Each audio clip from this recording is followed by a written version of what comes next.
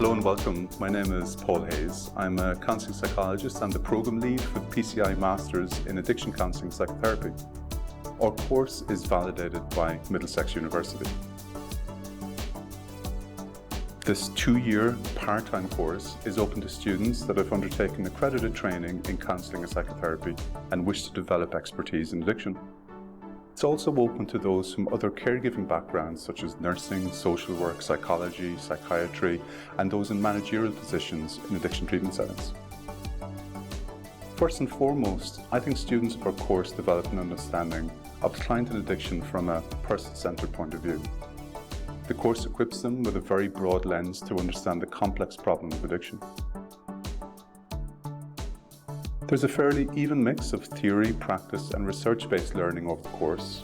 In Year 1, we start with a module that introduces you to understanding addiction through different viewpoints, based on what we've learned about this often confounding problem. We then have our first talking therapy-based module that enables you to form effective therapeutic relationships with those in addiction. Next, we delve into the many biopsychosocial features of addiction with a module that also gives special focus to how we respond as a society to this phenomenon that has been with us since early in our civilization.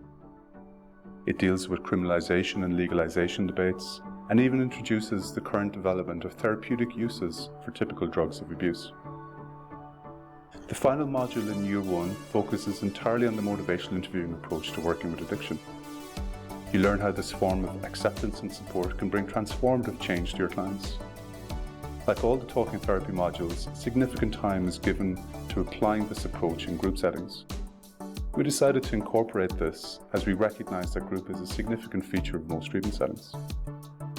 We start off Year 2 with the first part of your case study and dissertation module that you'll develop over the course of the year. A high level of training in addiction wouldn't be complete without input on the complex relationship between addiction and family assistance. We devote an entire module to support students to think through the systemic lens. We then cover the CBT talking therapy approach that equips students with practical and ready-to-use methods to bring to their work.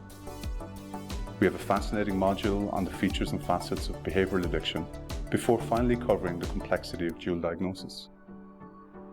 Given most people in addiction have some form of mood problem or other long-standing difficulty, this module is particularly relevant with the recent launch of the HSC's Model of Care for Dual Diagnosis.